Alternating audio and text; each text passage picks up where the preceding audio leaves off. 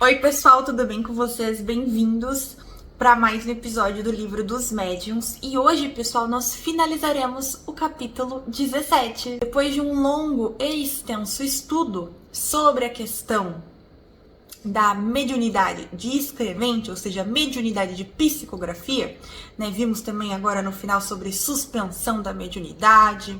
Então foi um capítulo assim bem completinho, cheio de nuances interessantes para nós refletirmos, para nós vermos. Hoje finalizaremos.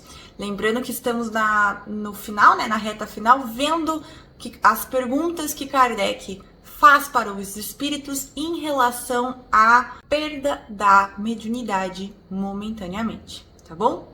Então vamos pro vídeo. Pessoal, a partir da pergunta 9, tá?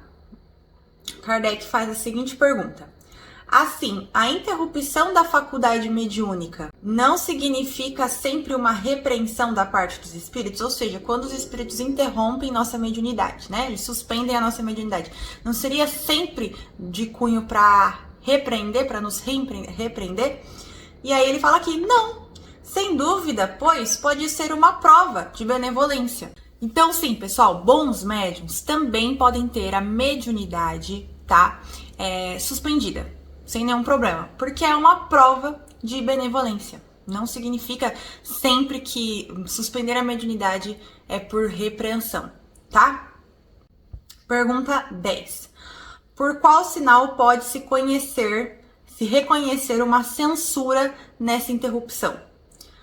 Que o médium interrogue a sua consciência e se pergunte o uso que fez da sua faculdade, o bem que daí resultou para os outros, o proveito dos conselhos que lhe foram dados. E terá a resposta, ou seja, para você saber se é uma prova de benevolência ou se é realmente uma repreensão dos espíritos, consulte a sua consciência. Gente, a consciência não mente.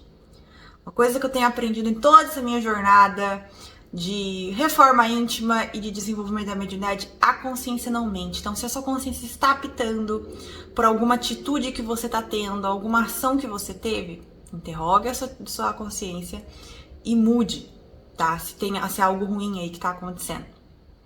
Então, ele fala aqui, pergunte que uso você está fazendo da sua faculdade, ou seja, que uso você está fazendo da sua mediunidade. Você está usando isso? Qual é o bem que a sua faculdade, né, que a tua mediunidade resulta na vida dos outros? E qual o proveito dos conselhos que os espíritos te dão, você usa? E assim você terá a resposta. Pergunta 11.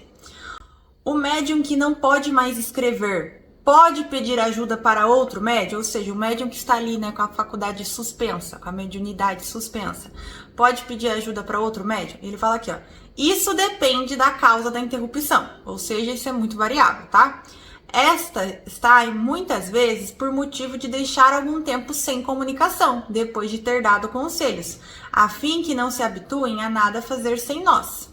Nesse caso, não será satisfatório se servir de outro médium. Então, porque às vezes, gente, o intuito é ficar sem a comunicação mediúnica. Então, se você vai pedir ajuda para outro médium, você vai estar querendo ter uma comunicação mediúnica. Às vezes é melhor, nesse caso ele fala que não é bom se servir de outro médium. E o melhor que você pode fazer é ter paciência, resignação e benevolência. Entende? E ele também fala que isso tem uma finalidade de provar que os espíritos são livres e não depende dos médiuns, ou seja, dos senhores médiuns, fazê-los agir à sua vontade. E é por essa razão também que aqueles que não são médium não obtêm sempre todas as comunicações que desejam. Então é muito importante saber disso, tá, pessoal? Pergunta 12. Com qual finalidade a providência dotou certos indivíduos da mediunidade de uma maneira especial? Então, né, o porquê que a espiritualidade de luz, né, a providência divina, escolheu, né, dotou certos indivíduos, certos espíritos com uma mediunidade de uma forma especial. Ele fala aqui, ó, é uma missão da qual são encarregados e da qual são felizes. São os intermediários entre os espíritos e os homens. Então, gente, claro, né? Aqui ele tá falando, lembrando que todos nós somos médiuns, em maior ou menor grau, ele tá falando aqui de certos indivíduos que têm uma mediunidade especial, ou seja, uma mediunidade extensiva, né? Então, a gente tá falando aqui de médiuns que psicografam, né? Escutam espíritos, veem espírito, e ele tá falando aqui que é uma missão, tá? É uma missão da qual são encarregados e da qual são felizes. Somos, né? Nós médiuns somos igual eu sempre falo, os mediadores, os intermediários entre os espíritos e os homens. Isso é maravilhoso. Pergunta 13. Entretanto, há médiuns que empregam sua faculdade com má vontade? Então ele está perguntando se tem pessoas que usam a mediunidade, né, para o mal. Ele está falando aqui, são médiuns imperfeitos, não conhecem o valor do favor que lhe é concedido. Então sim, gente, existem, a gente vê isso até hoje, médiuns que usam a mediunidade de uma forma ruim, uma forma, né, que não é boa para os outros e nem para si mesmo. E aí ele fala aqui, ó, pergunta 14.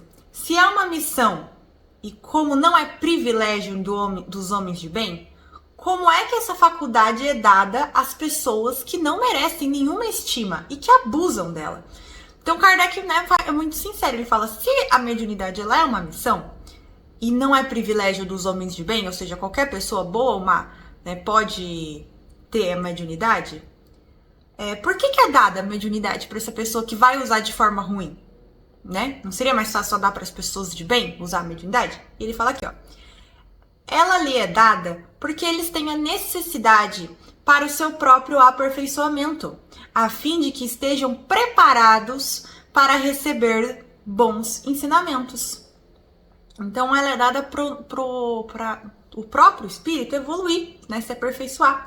Se não aproveitarem desses ensinamentos, sofrerão consequências. Jesus não pregava de preferência aos pecadores, dizendo que é necessário dar a eles o que não têm?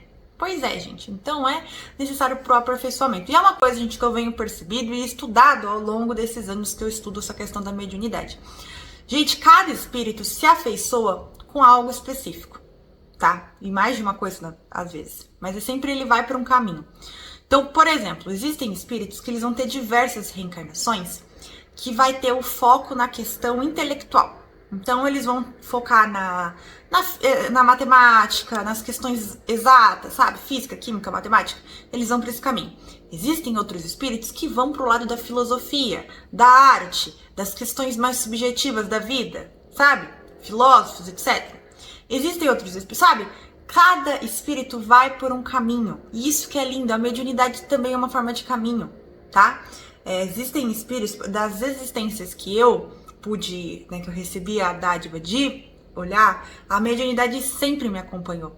Então, a mediunidade também foi um caminho que eu não sabia usar direito, fui aprendendo a usar conforme as existências foram passando, entendeu? Então, gente, os espíritos eles usam de todos os caminhos para poder aperfeiçoar, né, para que nós nos aperfeiçoamos. Pergunta 15. As pessoas que têm um grande desejo de escrever como médiuns e que não conseguem, podem concluir qualquer coisa contra elas no tocante à boa vontade dos espíritos? E ele responde, não, porque Deus pode ter recusado essa faculdade, como pode ter recusado o dom da poesia ou da música. Mas, se não gozam desse favor, podem gozar de outro. Ou seja, se a pessoa não tem, né, não possui a faculdade da mediunidade, não tem nenhum problema. Ela não quer dizer que ela, primeiramente, que ela não possa, às vezes, né, se servir de outros médios, né, procurar outros médios para auxílio próprio, como também ela não terá outras possibilidades, outros dons, outras características marcantes que tornarão ela única e especial. A gente não pode focar no que não possuímos ou no que perdemos ou qualquer coisa do gênero. A gente tem que focar no que nós possuímos e no que nos fazem ser especiais e únicos, tá? E aí agora a pergunta 16. Como um homem pode se aperfeiçoar pelos ensinamentos dos espíritos quando não tem por ele ou por outros médiuns os meios de receber os ensinamentos direto?